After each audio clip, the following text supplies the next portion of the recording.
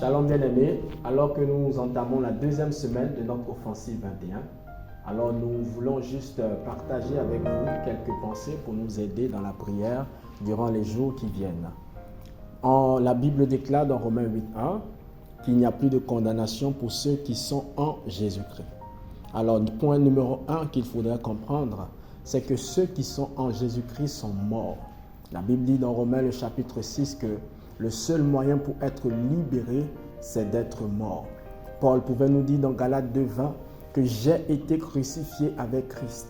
Et si je vis, ce n'est plus moi qui vis, c'est Christ qui vit en moi. Tu dois comprendre, chers bien-aimés frères et sœurs, que en Jésus-Christ, en vérité, tu as été crucifié. C'est-à-dire que tu as été mis à mort, tu es mort. C'est pourquoi il n'y a plus aucune condamnation. Parce qu'on ne peut pas condamner quelqu'un qui est déjà mort. On ne peut pas mettre en prison quelqu'un qui est mort. On ne peut pas maudire quelqu'un qui est mort. On ne peut pas limiter quelqu'un qui est mort. On ne peut pas bloquer quelqu'un qui est mort. On ne peut pas rendre fou quelqu'un qui est mort. Il est mort, il n'y a plus rien qui est possible à faire. C'est pourquoi en Christ tu es mort. Tu dois donc avoir cette révélation, sujet de prière. Prier sous la base de cette révélation et déclarer que le Richard d'hier, le Dagobert d'hier, il est mort. Jésus l'a crucifié. L'adultère d'hier, la prostituée d'hier, l'impudique d'hier, le menteur d'hier, le voleur d'hier a été crucifié. Il est mort. Il ne vit plus. Ce n'est plus lui qui vit. Paul le dit, ce n'est plus moi qui vis. Donc lorsque vous me voyez, ce n'est plus la même personne d'hier. Jésus a crucifié celui que vous connaissez hier. Jésus a crucifié celle que vous connaissez hier. C'est pourquoi il n'y a plus aucune condamnation. La deuxième vérité qu'il faudrait comprendre, c'est que ceux qui sont en Christ ont changé de position et de localisation spirituelle. Jésus nous a transportés dans un autre royaume. La Bible le dit, Colossiens 1, le verset 13. Il nous a transportés dans le royaume du Fils de son amour. Tu as changé de localisation. Tu n'es plus de telle famille A, de telle famille B. Tu es maintenant d'un autre royaume. La Bible dit que nous sommes désormais des gens de la maison de Dieu. Ta maison, c'est désormais la maison de Dieu. Et dans le royaume de Dieu, la loi qui règne, c'est la loi de la vie, c'est la loi de la grâce, c'est la loi du succès, c'est la loi de la richesse, c'est la loi de la fécondité. C'est pourquoi, deuxièmement, comme sujet de prière, prophétise, déclare, prie selon cette révélation que tu es désormais dans un autre royaume. Tu fais partie désormais de la maison de Dieu. C'est pourquoi les lois qui t'accompagnent sont des lois de richesse, de prospérité, de vie, de santé, de guérison. Déclare ces choses, que tu appartiens désormais à un autre royaume.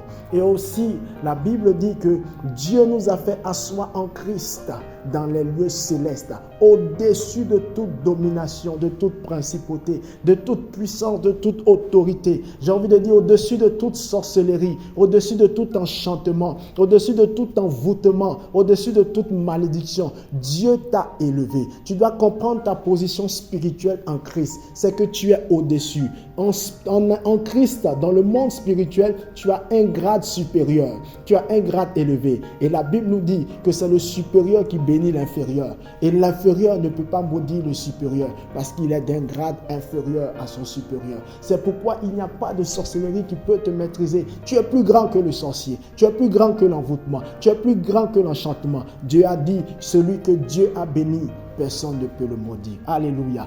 Déclare ces choses. Numéro 3, la Bible nous dit que ceux qui sont en Jésus-Christ ont changé d'image. Oh, j'aime le test de Jacob et d'Isaac. Jacob devait être béni. Isaac devait bénir son fils. Mais la Bible dit qu'il ne le reconnut pas. Et Jacob fut béni. Est-ce que tu sais que c'est parce que Jacob n'a pas été reconnu qu'il a été béni? Si Isaac avait reconnu Jacob, il ne l'aurait pas béni. Pourquoi? Parce que Jacob n'est pas celui qui est censé être béni.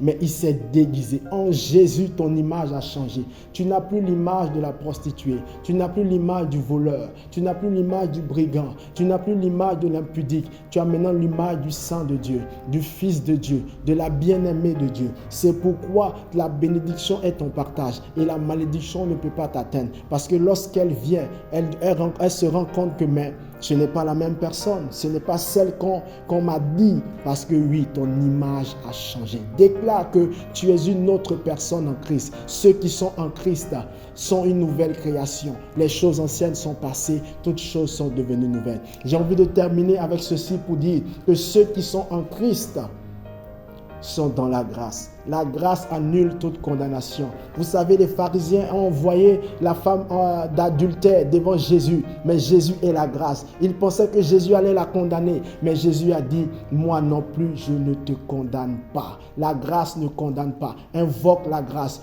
Proclame la grâce, appelle la grâce sur ta vie. Là où la loi condamne, la grâce justifie. Là où la loi condamne, la grâce libère. Là où la loi condamne, la grâce affranchit. Proclame la grâce, appelle la grâce, car en Jésus, tu es dans la grâce. En Jésus, tu es dans la grâce. Que Dieu te bénisse. Excellente semaine au nom de Jésus.